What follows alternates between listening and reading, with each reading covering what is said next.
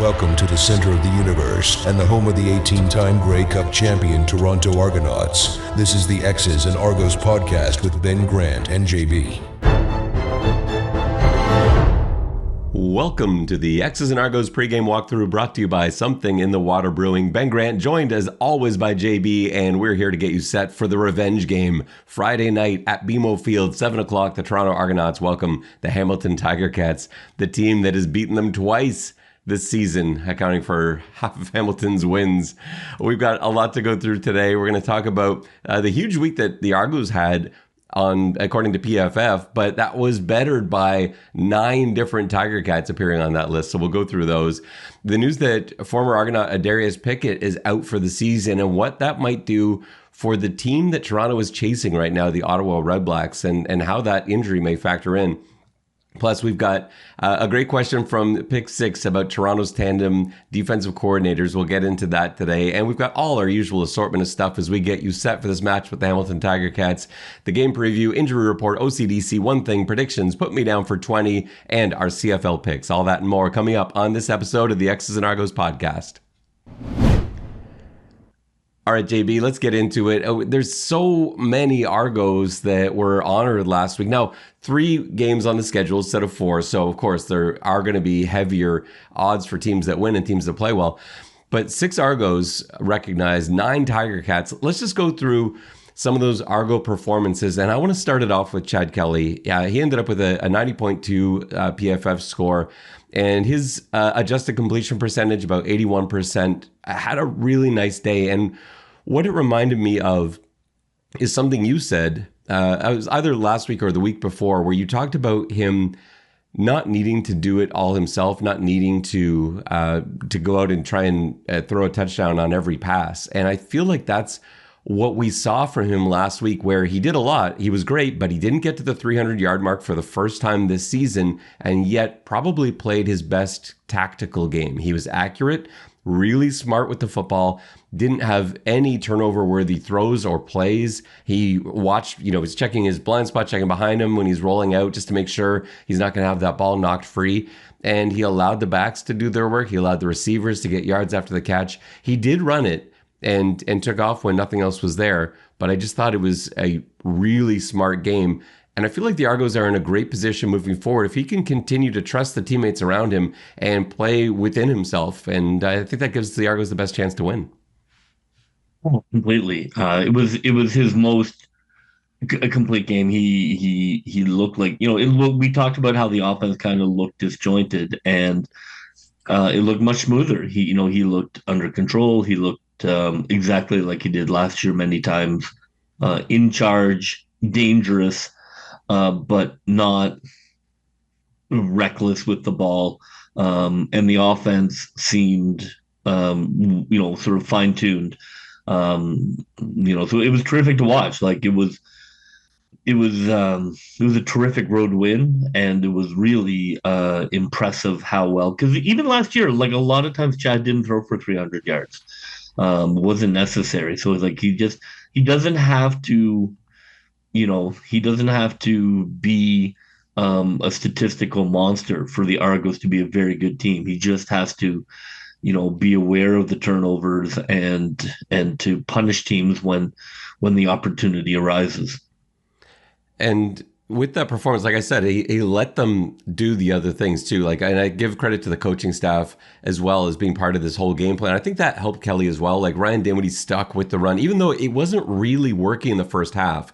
They were still managing to move the ball relatively well, but not really on the ground. Like Kadeem Carey through the first half was not averaging much per carry, but they ended up with 165 yards rushing, and that's just such great support. It makes the quarterback's job is so much easier. If you have 165 yards rushing, the quarterback, I guarantee you, is going to have a far easier time than when you're struggling to run the ball. And so when you add that to the 268 he had passing, it made for a really nice offensive performance. Yeah, he looked fantastic. It was his best game back, and the smoothest the offense looked with him, which is to be expected. I think you're not necessarily just going to be able to drop back into the rhythm, that an offensive coordinator and a quarterback have. And a couple weeks in, much like Rourke, he kind of turned it on. Now, the only other offensive player that was honored by PFF this week was Makai Polk.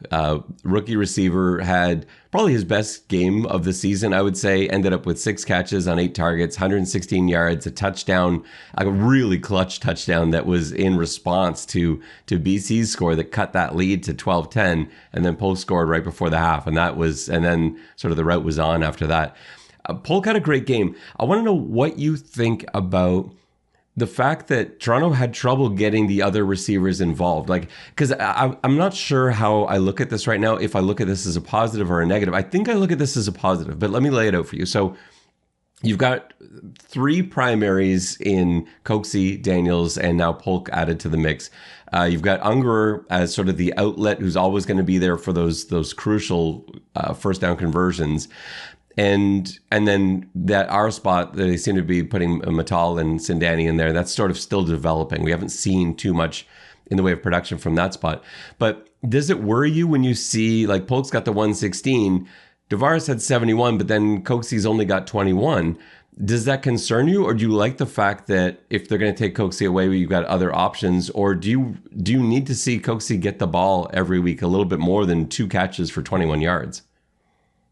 No, I mean, I don't mind it. I think that one of the strengths they had last year was, and I think one of the strengths of the good teams in the CFL is that different receivers will move to the forefront based on game plan, based on coverage, and the fact that he can have some chemistry with Polk is, I think, really good. We know what Coxie is, we know what Daniels is.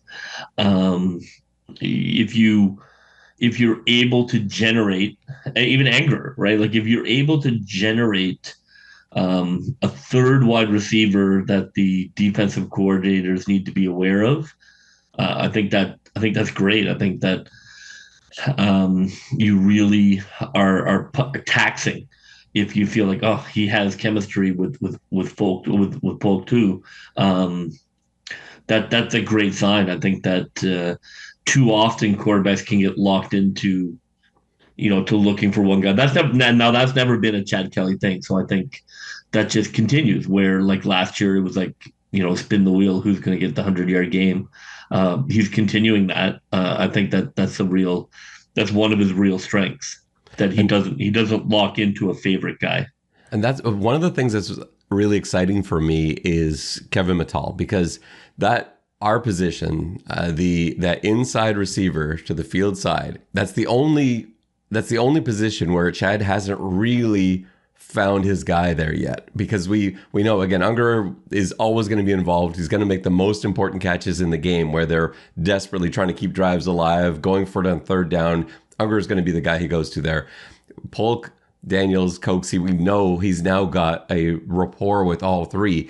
If they can find a way, and I say Matal, not Sindani, because I do think Matal is the future there. I think Sindani's been great. I love what he's been able to contribute. Matal is still learning the position. It's so unfortunate he got off to a slow start this year, missing parts of training camp and early games, and wasn't really able to get up to speed right away. But I feel like he's starting to get there now, and he's got that versatility where if you need to, he can kind of serve as a bit of a running back. He can take those carries. He can take jet sweeps. He's a good blocker. But if Chad Kelly can get on the same page as Matal as they get more and more reps together, that would, for me, make this one of the most, it probably make it the most dangerous offense in the CFL if you got all 5 of those going, knowing that you've got Kadeem Carey running the ball extremely well this season. You've got that O-line, and they're getting healthier as well. And then if you've got 5 options out there, I think that's a really exciting prospect. So it's the one thing I think missing from this team being complete. And this is the time of year where that's a really handy thing to discover. Maybe it'll be this week, maybe it'll be the next week. At some point, Matal is going to have one of those breakout games, and everyone's going to kind of look at each other and be like, "Yeah, we're ready now." And that's practice time as well, right? Like that's just those guys being able to be on a field and have, there's only so many reps, there's only so many times, even as a starter, there's only so many times that you're going to be able to look at guys down the receiver depth chart. to get a sense of their speed or their breaks or get a chemistry with them. So it makes sense that as Chad gets more games, he's going to get more comfortable with receivers. And then Metal looks like he can be, he can be a star. He's had some star-like plays early, and so I think that he's a guy that quarterbacks are really going to trust because he has great hands. He does different things than the other receivers, but he's shown that. I think that he is a trustworthy receiver. I think that it's only a matter of time, before he becomes a red zone target. And then looking at the PFF honors on the defensive side of the ball, Ralph Hawley had an amazing game, and it was so important for him too because we knew that, and maybe it wasn't even a question mark at that point, but we knew Jared Brickman is coming back soon. I think it's going to be this week. We don't have confirmation on that yet, but I think it's going to be this week. I thought it would be last week he returned. He was going full at practice, but I guess wasn't quite ready. It's too important. They didn't want to risk it. Maybe that was the case, but I do think he'll be ready for this week. And unfortunately, that's probably going to mean that Jordan Williams, who really hasn't had the opportunity that I think we thought he would have at the beginning of the year, and when Brinkman first went down, we really thought that Jordan Williams would be the guy because he's a fantastic looking player and he's done nothing wrong. He's been outstanding. But Ralph Hawley now leads the CFL in sacks. He's tied for the league in sacks. He had 3 against the BC Lions and was just and he's not even. What I'm so excited about with him is that he's not a pass rusher in my mind. That's not he was in college, he played that 3-tech spot, so he's got that skill set. But I see him as a nose. He was supposed to be the 3rd string nose tackle behind Brinkman and then Williams, and then Hawley just came in because of injury, and he's been amazing. And now he's tied for the CFL lead. So obviously you can't take Hawley off the dress roster. And so I think when Brinkman returns, it probably means that Williams is probably not going to dress, and it's unfortunate because again he's played really well, he's done nothing wrong, but it's just one of those things. Sometimes you got a positional group that gets hot, and there's not much you can do in that situation. Unfortunately, injury for him gave guys other opportunities, and there's just no way that you want to take Ralph Hawley off the field. But what I love the idea of is Hawley not having to have as many reps, Brinkman out there just crushing guys. You take him off for a rep and bring in a fresh Ralph Hawley. I think that's a pretty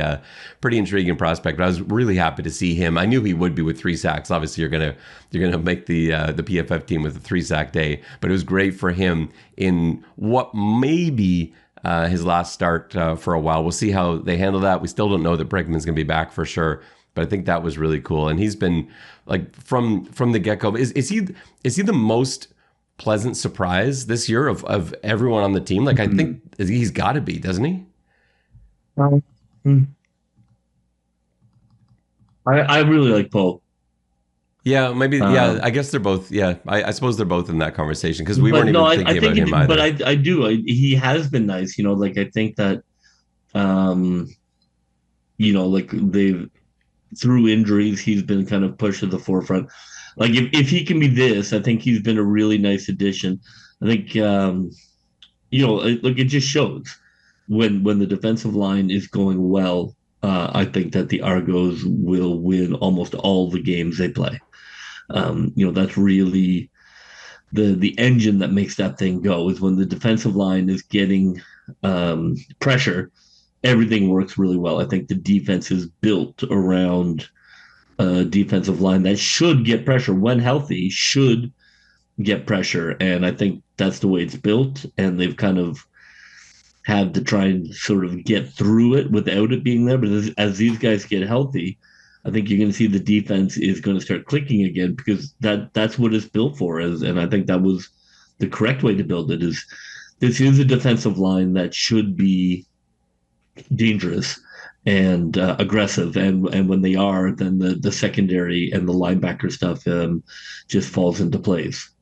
And Robbie Smith also honored on the D-line. I actually thought he would be credited with his thirds. It looked like he had 3 sacks in the third quarter last week. They gave one of those. I think that was one of the ones that they gave to Hawley. I thought he might be the most underrated Argo. He might be. He might be. I for know. like 3 years in a row. I know. I know. He just goes out and does his job, and he's getting opportunities too because he's out there with, like, think of who he's on the field with. Like, he's on the field with Ralph Holley. It's going to be Brinkman, Serezna, Arimolade. Like, so it means he's getting one-on-ones all the time. So that does make his job a little bit easier, but he's taken advantage every single time, and he's always a disruptor. He's had some great games, and it's not just creating havoc in the backfield. He's been there on run stops. He's been there in coverage as well, where they'll sometimes leak him out into the flats, and he's chased guys down sideline to sideline. He's got great speed for a D end as well. So yeah, he's been a terrific again this season. His step has always impressed me, him first step, because people think, oh well, we can just plug this guy on the other side because they're going to have to double, Serezna or whatever, what have you, and it's like, no, it doesn't work that way. Like, the guy who's not being doubled still has to be elite to get home, and his first step is really impressive. I don't think he's CFL All-Star. But he's a very good football player. He's not just a guy who's taking advantage of not being doubled. Like, there's lots of guys in the league not being doubled who are not sacking anybody. But what's so nice about that D-line, though, and you alluded to this earlier, and just highlighting how dangerous they are as a positional group, is that if whoever you double on that line, you're now leaving three of those guys one-on-one, and they have pass rush win rates that are high enough that you can't drop back that many times in a row without one of them getting free, if not more. And against BC, it felt like half of those dropbacks, there were at least two Argos D linemen who had worked themselves free almost immediately and were descending upon Nathan Rourke or Vernon Adams in the second half.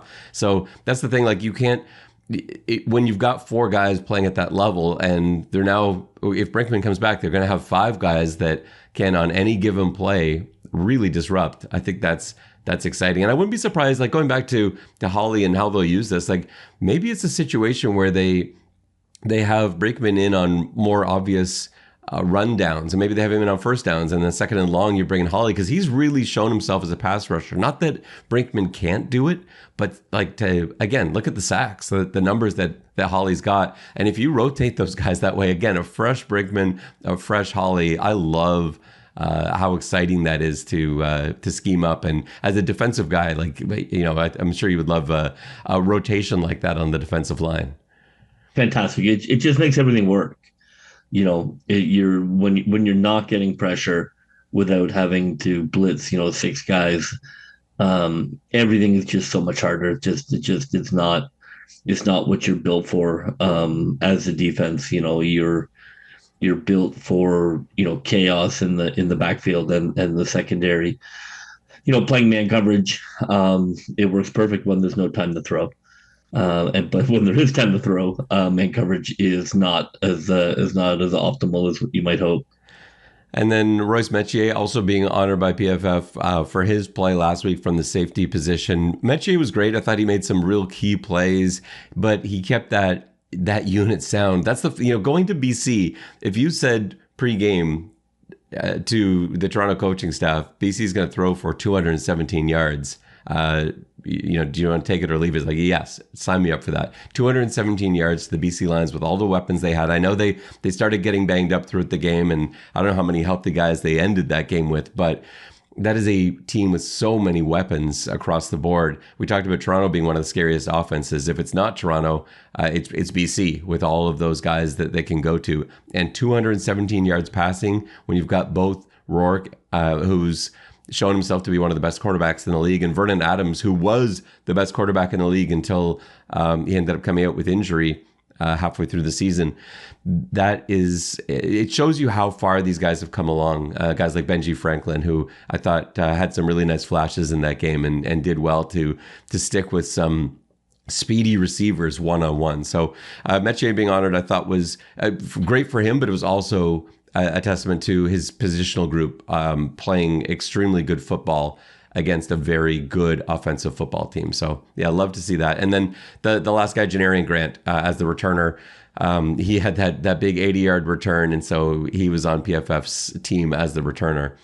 And then Hamilton had to do one better with 9 guys. We won't spend too much time talking about the Hamilton guys, but I just want to go down them for you. So again, kind of who you're looking for this week if you've been ignoring the Tiger Cats all season. So Greg Bell honored at running back, and he's looked great since really being given that job over Butler. Everyone questioned it at first, and it's started to make sense. And whether it's through the playmaking ability they're getting, the hard running, the pass protection, like not stuff that I think Butler's great at all that stuff, but for whatever reason, Bell seems to have given Hamilton a little bit of a boost. So he's certainly earned that recognition. Stephen Dunbar Jr., familiar name, was honored. And then the entire left side, from center all the way over to left tackle, you had Brendan Bordner, Brandon Revenberg, and David Beard. Revenberg and Beard, we know those are great players. And Bordner pulling his weight last week. That whole left side allowed Hamilton to just dominate Ottawa as they did. And then on the defensive side of the ball, Brandon Barlow, familiar name to Argos fans. Nick Usher had a heck of a game from the linebacker position. Jonathan Moxey was on that team too, and that's a really big deal for him because he's been getting picked on this season. He had trouble from that Sam linebacker spot, and a few times I felt like teams were going to try and take advantage of that, and some teams did. Like BC made Moxey look foolish in their game in Hamilton, but Moxey came out and played a heck of a game last week. He's banged up, and so we'll have to see if he's able to go this week. But yeah, he looked like he's a guy I much prefer at corner, and he looked sort of that same sort of threat level last week against Ottawa. And then Richard Leonard from the halfback position also had a great game, and he was honored too. So 9 Hamilton Tiger Cats. They are coming in hot. They've already beaten the Argos twice, so yeah, it's perfect. This is setting up to be a good one, JB. Yeah, look, Hamilton was very helpful in taking care of the Ottawas. And, now let's thank them by handing them an anchor and dropping them to the bottom of the ocean. Let's get into Adarius Pickett and the injury that occurred and the news now that he's going to be out for the season. This is a really big concern for the Ottawa Redblacks. We know how valuable Adarius Pickett is on your defense. We're very aware of that. But even more so, we know how hard it is to replace a Sam linebacker. We've seen Toronto, when Adarius Pickett went down briefly last season, when Quincy Moget went down this season, they realized they didn't have anyone on the roster. They went and got Robert Priester, which turned out to be a great move for a few reasons. But that just shows you, like, Sam linebackers are not showing up all over the place. This is a tough position to play. How big a loss is this for Ottawa to lose Pickett for the rest of the season, given how good that defense has really looked at times? Yeah, I mean, I think it's massive. He allows you to do so much. He's so variable.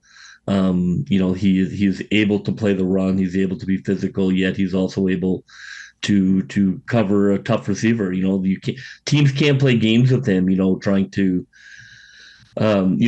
identify the backer and put somebody on him that's going to be a tough mismatch.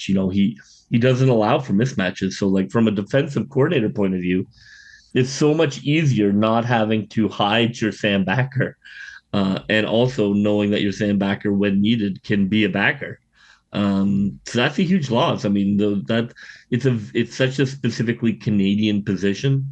It's a lot of sort of, I guess the NFL wise is kind of going like box safety, kind of convert guys, but those guys are too big to play in the CFL in terms of coverage. So yeah, it's a very hard position because it is such a purely Canadian position. I think that you're going to have a hard time finding somebody who can do both. So that has to hurt Ottawa. I mean, it just has to make it so much more complicated. If you could find guys who could do that, it would be easy. We were surprised he didn't re-sign in Toronto. They have a price tag, and they felt like it wasn't any point having a conversation with him because, I think they didn't value the Sam position as being an elite position. That's all I can take from that. And so, that was the Argos decision. But I think from an Ottawa perspective, he's been such a great leader for them, such a great veteran, such a great presence as a good person. I think that is a tough blow late in the season. And I think in Toronto, I think they basically budget-wise the way I see it, and I haven't heard this from anyone, so I'm not like reporting this, but the way I interpret it is you could afford either Wyndham McManus or Adarius Pickett, and they had to make that call. Which one did they feel they could try to replace a little more easily? And I think with Quincy Moget and they got Tunde Adeleke as well, like there were guys available that had some Sam linebacker experience, but Winton was just such the drop off is exactly the drop off is misty. I think they're going to find somebody who can play Sam and be fine, but from a coordinator point of view, you now have a weakness. You now have teams that are going to game plan for your Sam where they weren't able to game plan for your Sam before. And this is going to transition us into pick six. And before we get there, this, I didn't lead with this off the top as we usually do because I want this to be a little different. There's something special going on at Something in the Water Brewing on Friday night before the game at BMO Field. And so I really want you to make a point of making your way down there if you can. Something in the Water Brewing is located in Liberty Village. They're our title sponsor. They've been great. They've been the best title sponsor for so many reasons. First of all, everyone that we've sent there loves it. And, everyone that's won 6 packs of beer, they rave about it. They've been great on social media supporting Something in the Water because they're supporting an organization, a company that supports the Double Blue and supports CFL football. And so, I love that that's a great relationship, and beer and football go so nicely together, especially pregame. So it's just been the perfect sponsor opportunity for us to have with them. And on Friday, they're going to be, they're making this a big deal. Hamilton Tiger Cats in town. Right after work, get down to Something in the Water. I'll be there for sure. JB's going to try and make it. I know you've got a bunch of commitments, and hopefully you can get there as well. And you can join us, and we'll have some pregame conversations and see what the latest news is. We might even know. We'll know the rosters by then and who's starting, but maybe we'll hear late steam coming out of that game as well. So hopefully you can get down to Something in the Water Brewing Friday, Liberty Village. It's just steps from BMO Field. Have a drink or two at Something in the Water, grab some food, and then wander on over to BMO Field for the Argos and Ticats game. It's the perfect setup, and looks like the weather's going to be nice as well. So hopefully you can see us there. And we'd love to talk some Argos football if you can make it.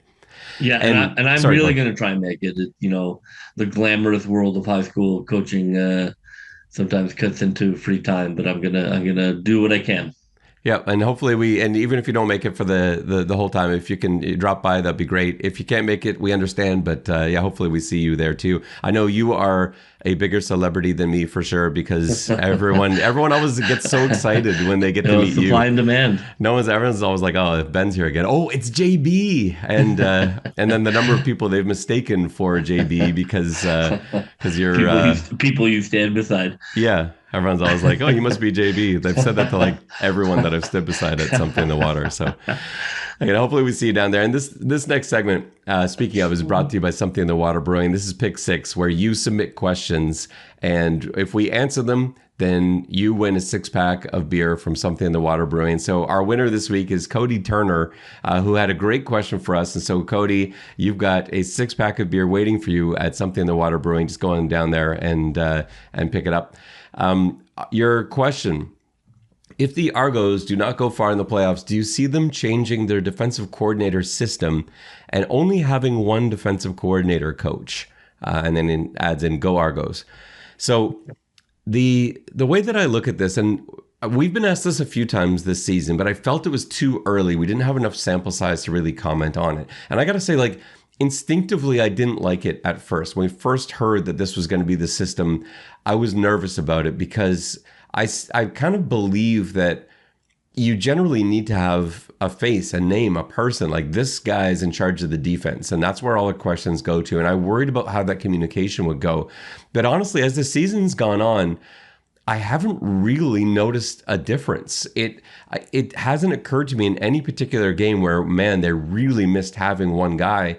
And maybe it's in the system they have, the way that they do it with Ivan calling the plays and Fields communicating with them and throughout the game, and them kind of collaborating together throughout the week as a tandem. But on game day, it's kind of similar to the way that Corey Mace would have been doing it when he was here as the defensive coordinator. And you as a head coach and a defensive coordinator and a guy that's worn multiple hats, Is this system working for you, or would this be something you look to change should the Argos maybe struggle going forward? Yeah, I love it. I think, I don't think there's, it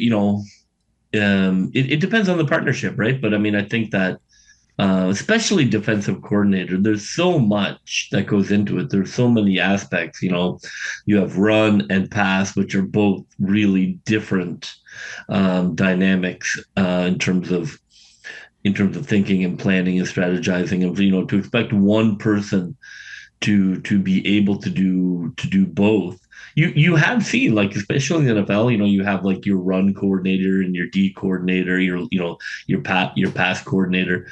I think it's just the way it's heading, and if you have two guys who can work together, I like it. I don't see the need for the ego and the defensive coordinator that people tremble. Like that. In a lot of ways, that is not what football is anymore. The kind of coordinator who puts the fear of God into players, like it's not really how football works. And I think if you have two coordinators who can work really well as a team, um, I don't see any reason for football not to evolve in that direction.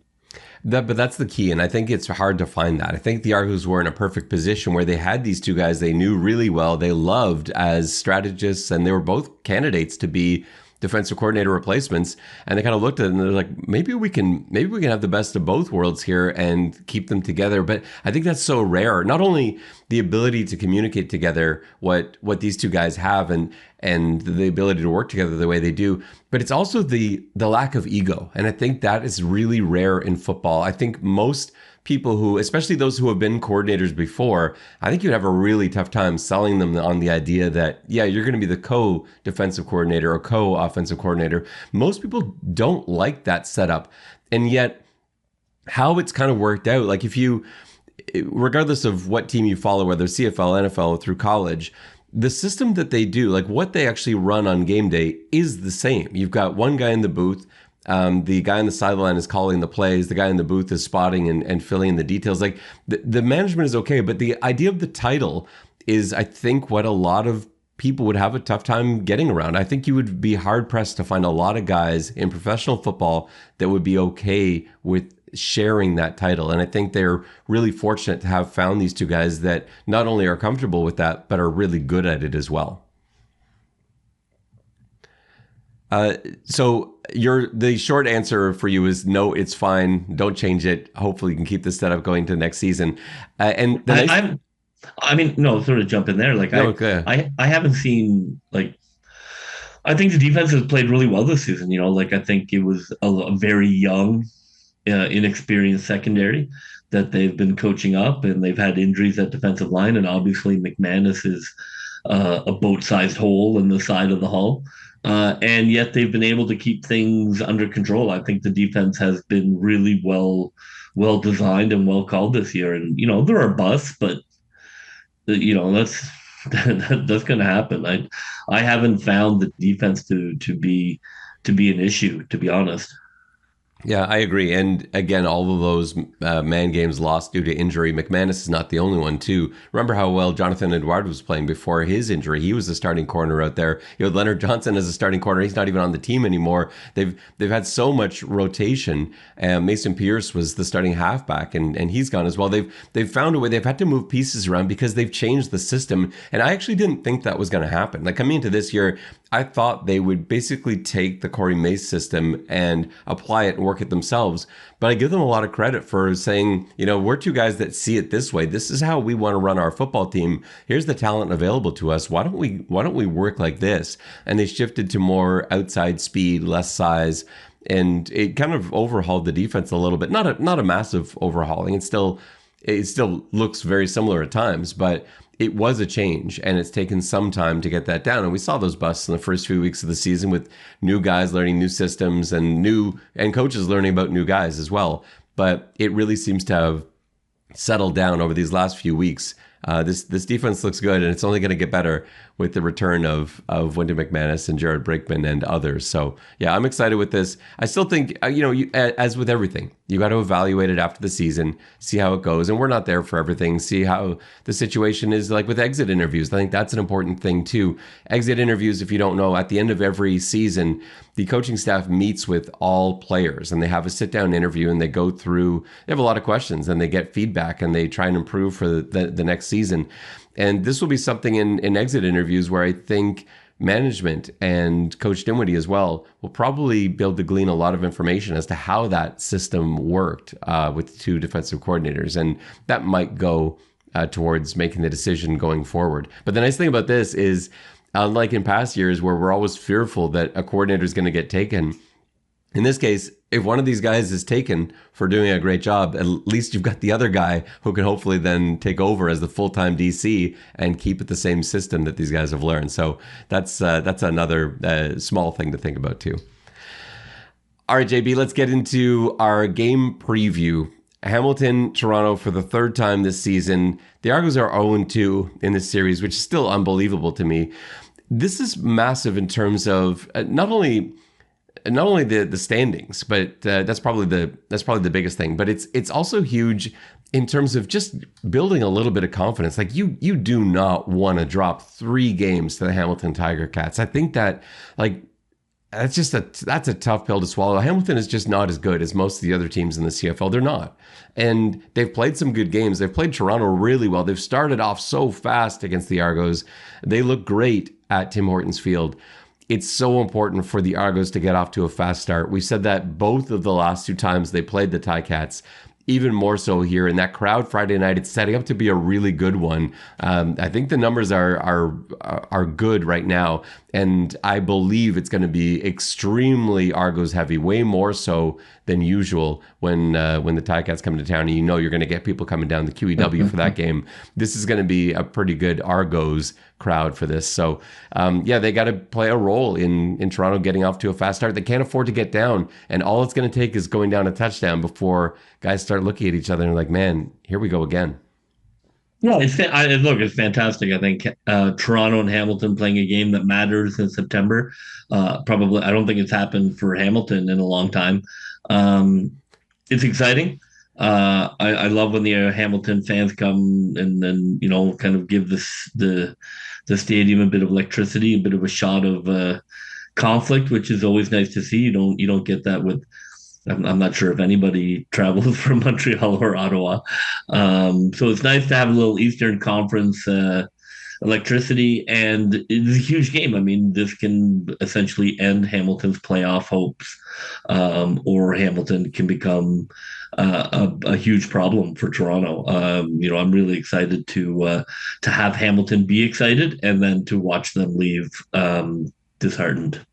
The difference too is like Toronto has 14 points in the standings. Hamilton's got 8 points right now, but they also have won the season series already. So Toronto can't afford to be tied with them. But to me, I think Toronto's too good a team to be looking behind them. I think they have to be looking forwards.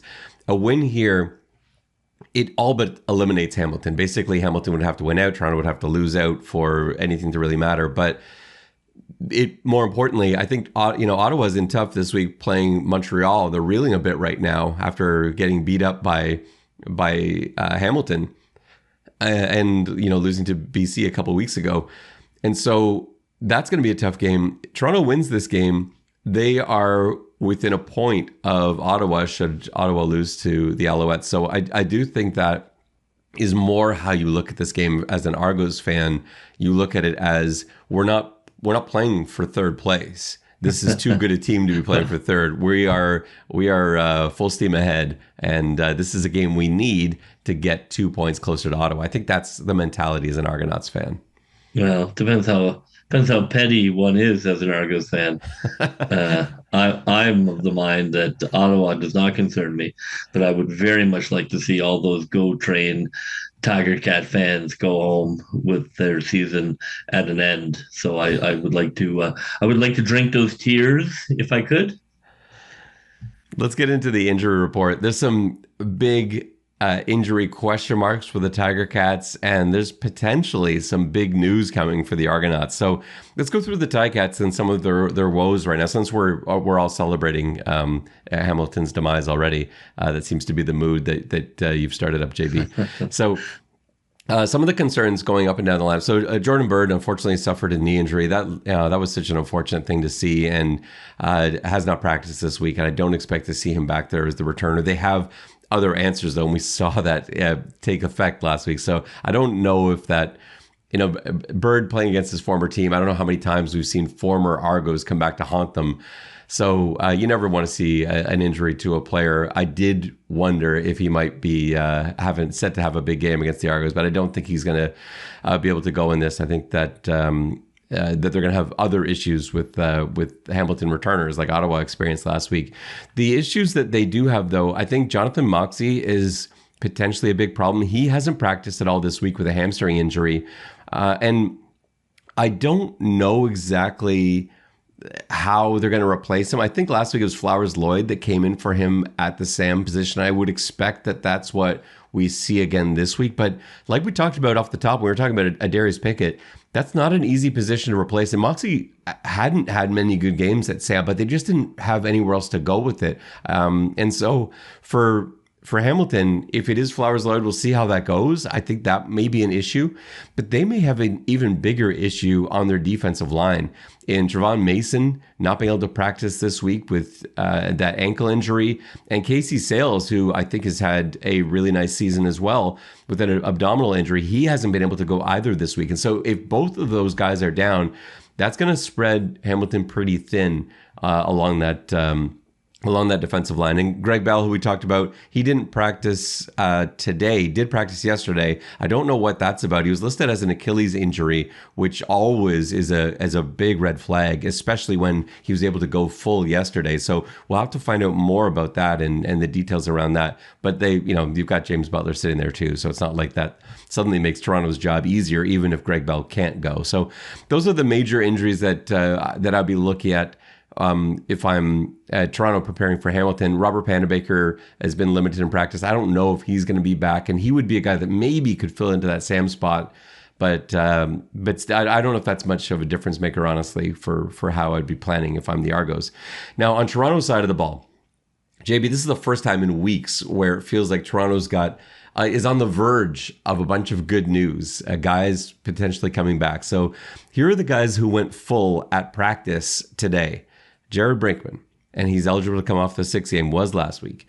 Dejan Brissett, who we haven't seen in weeks, and he's been battling that knee injury, has gone full both yesterday and today. Isaiah Cage, who we worried about. Isaiah Cage was lost late in the third quarter last week with a hip injury. He had his hands full with Matthew Betts, and on Chad Kelly's touchdown run, went down with that hip injury, looked to be in tremendous pain. Didn't play another snap for the rest of the game. Great to see him back practicing full, because that would have been a big hole, I think, for the Argos if they couldn't fill that.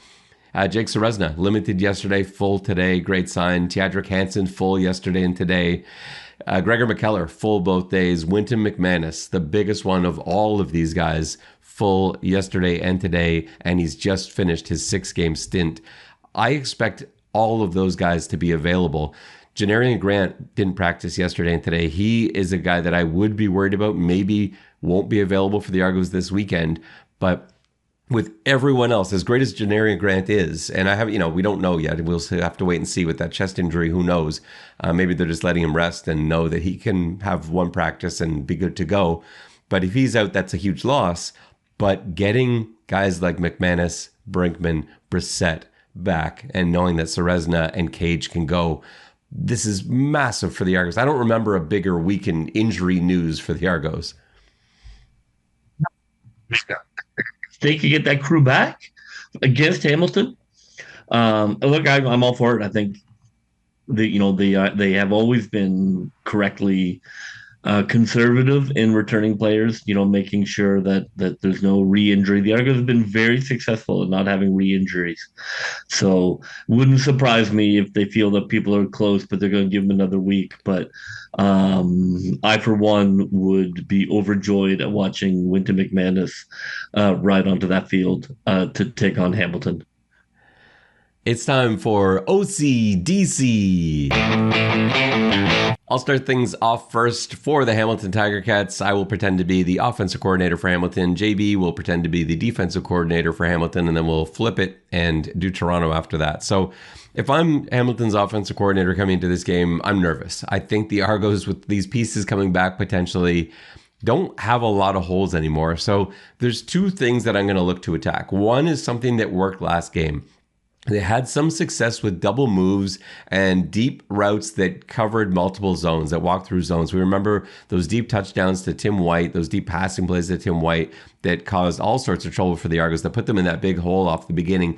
I think you're doing yourself a disservice if you don't at least test that. You have to imagine Toronto's been working on that. That wasn't a problem last week, but you got to go back to things like that again and see if you can scheme up something similar like that out and up that seemed to catch both Franklin and was it Franklin and Amos? Yeah, there was a play that Amos got injured on, and earlier in the game, Metier got caught coming downhill a little bit on a dig route, and then there was a post in behind him. So plays like that have worked in the past. I think you go back to those. But one of the things I would test is misdirection. You're going to have Brinkman and McManus potentially back, both of whom are going to be raring to go. And maybe you catch them being a little bit too aggressive. It's what I love to do against aggressive defenses. See if you can get their momentum working against them. And so misdirections off the run, misdirections off the pass too. You fake screen one side, turn around, screen to the other side. See if you can get those linebackers out of position. RPOs will do the same thing as well, where you can draw in with heavy play action. See if you can bring Winton up, trying to make that big play, trying to do it himself. He's not that kind of player, but I think still with a guy like him who's been on the shelf for this long, I think you want to see if you can catch him a little bit. So that's my plan for Hamilton. I don't feel great about it, but that's probably how I try and attack the Argos. What is your defensive plan for the Hamilton Tiger Cats, JB? Well, I think that I think what's really nice is the book is changing a little bit. I think that they have been successful at getting at Chad, at getting pressure, at getting sacks. So, I would still bring pressure in obvious passing downs. I think that Toronto has shown they have a hard time picking that up, and so that's definitely a priority.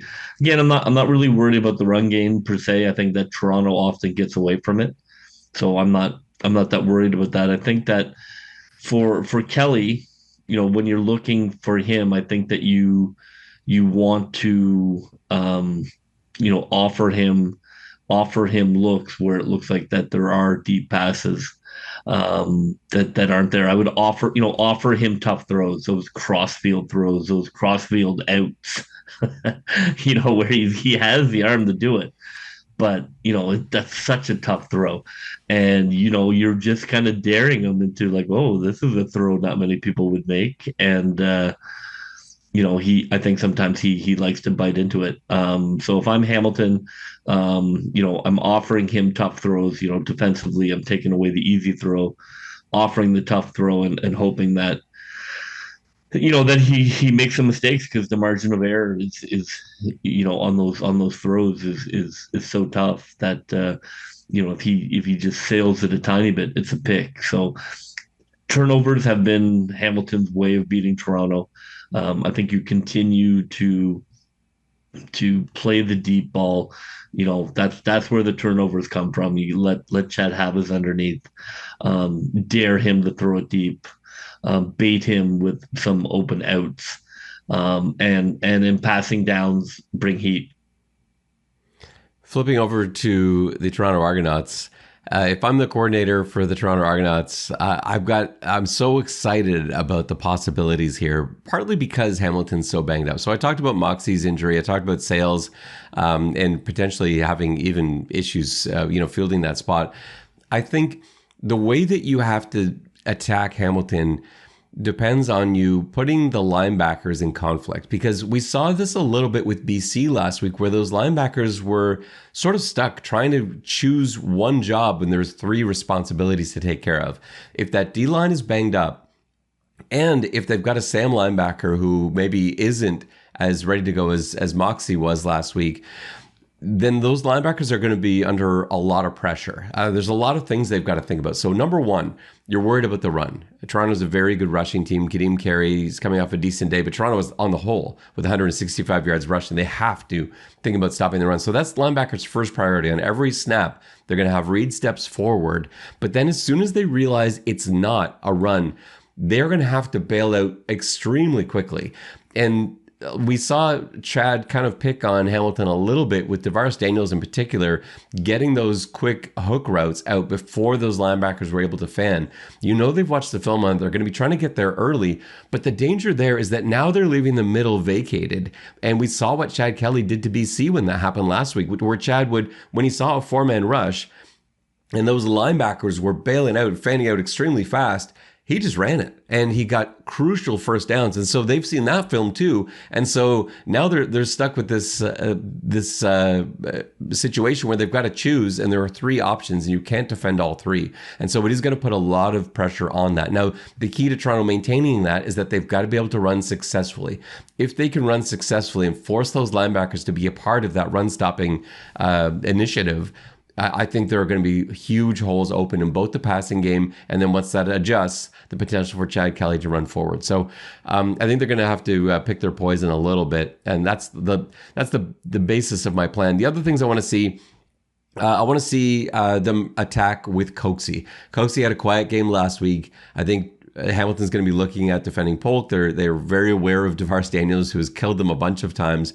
Coxie's been largely quiet against Hamilton, and I do think there's an advantage there. I like double moves on the outside. It was something I thought they might do against Jamal Peters last time, and they haven't really gone to it. Just the pump and then go, the in and go or sluggos, things like that. I feel like they've got options there. And when you add Polk into the mix, things like Ohio concepts where you've got to go on the outside and then an out from the inside, just to put those, especially in zone coverage, put those corners in conflict. How long are you going to trail Coxie down the field? And if you're going to go with them a long way, then we can hit Polk on that out route.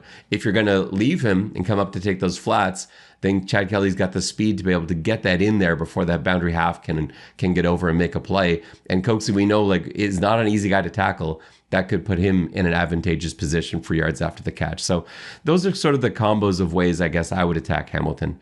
What is your defensive plan, JB, for the Toronto Argonauts?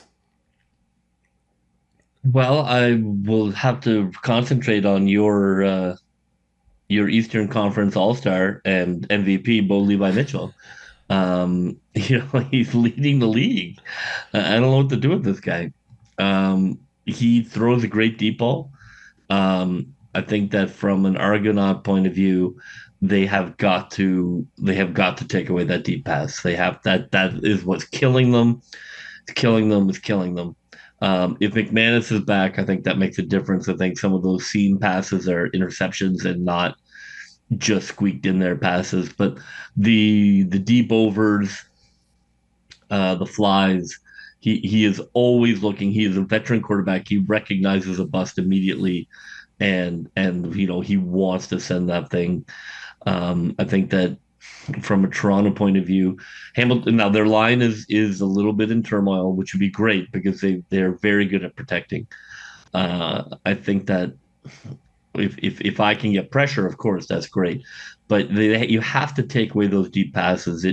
It's what feeds him. It's what he gets into that. He gets that vibe going where he starts slapping his arm like he's cold-blooded, and it's a problem because he is a good enough quarterback that if he gets flowing, he's arguably the best quarterback in the league this year. It's such a weird. What do we even say? So Bo Levi Mitchell is leading the league in passing yards. I think he's the best quarterback. I think he's been the best quarterback in the league. No, but he leads the league in interceptions also, right? So he's all over the place. So he leads the league in passing yards by 500, which and he leads the league in touchdowns by 4. And the guy he leads the league in touchdowns over is McLeod Bethel-Thompson, who isn't even the starter. And so I don't even know. Well, I think McLeod's been great. I don't know. I mean, don't even get going in Edmonton. I know, but Ford's starting this week. Like, it's such a mess. Like, Jake Mayer is the second best in almost every category as well. What an awards banquet! The quarterback spot is so odd this year. I don't know what. Like, I'm excited to see how like All-Star East and West All-Stars break down. I'm excited to see the showdown between Bo Levi and McLeod on the final ballot for CFL MVP. Look, I think he is prone to throw picks. He's not the guy he was a couple of years ago. So I think you have to be back there. You have to be able to take those picks away. You have to keep that roof on so you don't have those deep outs or those busts in cover 2, as much as possible, because he's a gunslinger too. He doesn't want to throw that underneath stuff. He wants to throw the 40-yard bomb to Dunbar. And I think that you have to, you have to double guys occasionally. Whoever's hot, you got to double to cool him down, whether it be White or Dunbar, both who are Argo killers. But I think you take your turns doubling guys, you keep that umbrella, and you see if you can rattle him a little bit in the pocket. I don't think you have to worry about him rushing. But you've got to get in his head. You can't let him get comfortable, because then he turns into this, this guy that we've seen where he's killing us with those deep passes. So he's kind of like Kelly-esque, I guess, in terms of a defense, because you got to guard against the deep ball. I think if he does not throw one pass over 30 yards, the Argos win. 100%. Yeah, I agree. But they have a lot of weapons too. Like, Bridges is having a good year, and then O'Leary Orange was the guy that kind of put the dagger in the Argos last time. They've got weapons to go to for sure. But the Argos, they should be able to defend this team. They're not as dangerous as BC was last week, and the Argos look great against them. So he reminds me of McLeod a bit too, right? McLeod used to be like this too, where like, if he's dialed in, he's making these throws, and you're like, what is that throw and that throw? And if you can prevent him from dialing in early, he's a very streaky guy. So I think like that's not the most clinical term or analysis, but I do think if you can give him a tough first quarter, you have a better chance, because for whatever reason, when he's feeling it, he makes passes that are outrageous. My one thing for this week is a rushing touchdown from Kadeem Carey. He hasn't had one in a long time. And I think if you can put Kadeem Carey in the end zone, you are bringing in a situation that is going to force Hamilton just to start respecting that a little bit more. I don't know if they look at the game against BC last week and they're like, oh, okay, we got to stop Kadeem Carey.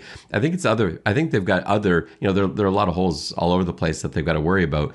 And so I don't think they plug the Kadeem Carey hole first. And so if you can get him running, get him feeling it, and get him into the end zone just to get that little bit more juice. Like, last time he scored a touchdown was against Calgary, August 9th. It's well over a month ago. And I think that's a big part of getting this machine going. And just one more thing for Hamilton to worry about, and then Chad can kind of finish it off with the pass. So for me, Kadeem Carey, rushing touchdown, Argos win if that's the case. What is your one thing this week, JB? I would like to see Hamilton kept under 240 yards passing. Yeah, that hasn't always been the answer, because sometimes when teams go off in passing, it actually works in the Argos' favor in some ways. I don't know why, but it seems some games like that where the Argos dominate and you look and it's like, what, Jake Mayer had 400 yards pass or whatever. But I agree. If that's what's happening, then I think the Argos are probably running away with it. How does it end? What's your prediction? Give me a score for this one.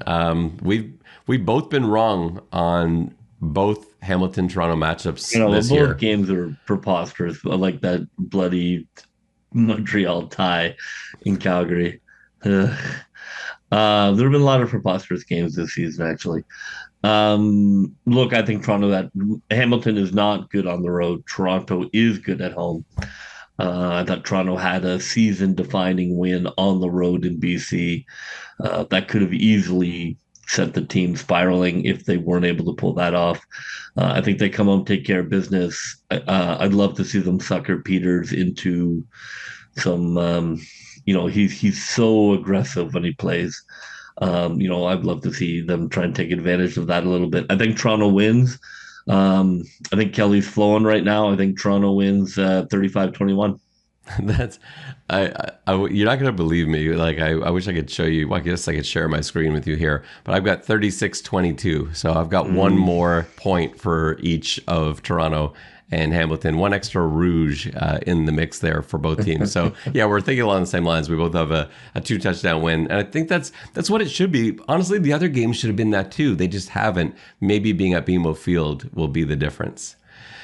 All right, let's get into Put Me Down for 20. We are back to our winning ways last week, JB. You were 1-1, but the one you won was at plus 168, so you were up some golden fleeces there. And I was 2-0, both with heavy juice, or with heavy payouts. So I was up in the neighborhood of 30-something fleeces. So I'm currently standing at 222.7 golden fleeces. You have 174.5 of your original 200. Let's get to it. So my picks this week, I've set a new spread for the Edmonton-Winnipeg game. I think Edmonton's going to win this game. And I have set a new spread to make Edmonton a 2.5-point favorite, and that pays plus 146. So that's where I'm putting 10 of my golden fleeces. And then I'm going to put 10 golden fleeces for the Argos bet. I'm going to put it on Chad under 28.5 rushing yards. And I think the reason for that is twofold. I really don't think the Argos want Chad Kelly rushing if he doesn't have to. I think they realize like their season is going to live and die with him. Without him at quarterback, I just don't think the Argos have a chance this season. And so he ran a lot last week in BC. I think they probably are going to find ways like let's try and avoid that. Let's slide early, whatever you have. You can go if it's there, but let's not take on any contact. And then the other side of it is I think Hamilton's going to look to defend that. I wouldn't be surprised to see, maybe not spies, but I wouldn't be surprised to see them hold those linebackers in the box a little longer. That'll open up opportunities on the outside, and Kelly will throw those instead of going to run. So I like that as my Argos bet, Chad, under 28.5 rushing yards. What are you doing with your two bets, JB? Well, nothing as exciting as betting an under rushing yards. But, for a quarterback. Exactly. It was a nice breakfast grinder. You get yourself some toast with your breakfast special there with that bet. I think I've got my first one is, Daniels. He always plays great against Hamilton. If I can get his touchdowns counted, that would be terrific. Even when he catches them on the 1 yard and flies into the end zone. So I'm back to Daniels scoring a touchdown. I think that he plays well against him at plus 105. Is my first one for 10. Yep. And then I'm on to the Winnipeg-Edmonton game, and I'm on the over, 56.5. Preposterous over, but that will be far more exciting to cheer for than you counting yards with Chad Kelly. So I have plus 200, 56.5, the Winnipeg Edmonton over. Somehow Edmonton almost gets that over by themselves every week. I've never seen a team just rocket up the offensive, charts the way Edmonton has over the past, 5 weeks. They were like 8th, and now they're 2nd. You would very odd, but amusing, and I'm going to take part in some of that fun. And as always, don't take any of our bets seriously. We don't know what we're doing, and so don't risk your hard-earned money on stuff we say. Never bet more than you'd be willing to lose as the cost of entertainment, and maybe come up with your own bets instead of what we're putting down here. But we do it for fun, and hopefully you're enjoying it. We're winning and losing fictional golden fleeces, and so we suggest that you do the same. Let's get to our CFL picks. Last week, we both did well. We were both 2-0-1, our second tie of the year. Yes, get out of here with that tie. Yeah, it was, I don't know. I have no idea how Montreal didn't win that game, but they really should have actually lost it in the end. They both teams are trying to give that game away as best they could, but yeah, somehow they ended up with a tie. It was fitting for how that game went. So with that record, or with that result, I am now at 35-22-2, and you are 31-26-2. Just So, in your rear view mirror, just ready for a final push. easy. You're 4 games back. This isn't going to happen again this year. I refuse to let this happen again this year. Let's get to the Week 16 picks. So Hamilton at Toronto. I am taking Toronto. Are you hedging? No, I like Toronto. I like Toronto to get this done. I think they're tired of watching their former teammates dancing and celebrating their win. Saskatchewan at Calgary. This is a tough one for me. Saskatchewan hasn't won a game after Labor Day in like 100 years, and Calgary is terrible except tied Montreal. I don't know what to make of this. I'm taking Saskatchewan. I don't feel at all good about it. Oh God. Speaking of not feeling good, Calgary is good at home. I am going to take Calgary. That Rough Rider thing is weird and powerful, and I dare not bet against it. Montreal at Ottawa. I think Ottawa's in trouble right now, and Montreal can't be happy with how things went last week in Calgary. It's going to have been a rough week for them. Just knowing that coaching staff and those players too, like watching that film all week is going to be rough. I expect it to look similar to the last time these two teams met. I've got the Alouettes. That everything logically says that, but it's like a weird 3 o'clock kickoff time. Ottawa. Are you picking Ottawa here? This is going to be great. Yeah, Ottawa. I don't think the party is over. I had called them frauds. I think that is too strong. I think Ottawa has one of their weird wins at home at 3 o'clock against Montreal. All right. And then lastly, Winnipeg at Edmonton. I don't feel good about this one either, but Edmonton, they keep finding a way to get this done. They're back in the mix. They're on the verge of moving up the standings as well. I'm gonna take the Elks over the Bombers. Beautiful. In Edmonton. How does this set you up? Yeah, I've been riding the Blue Bombers since week 8. I think they are the most dangerous team in the CFL. And I like Winnipeg. Well, make sure you find a way to get down to BMO Field Friday night. It's going to be a good one. It's going to be a great crowd. Make sure you stop by Something in the Water Brewing beforehand, catch up with us a little bit, and then head on over to the game. And it's going to be a good one between the Argos and Ticats. That will just about do it for us here on this pregame walkthrough edition of the X's and Argos podcast. For JB, this is Ben Grant saying so long, and may all your pre-snap reads be good ones. I'll see ya.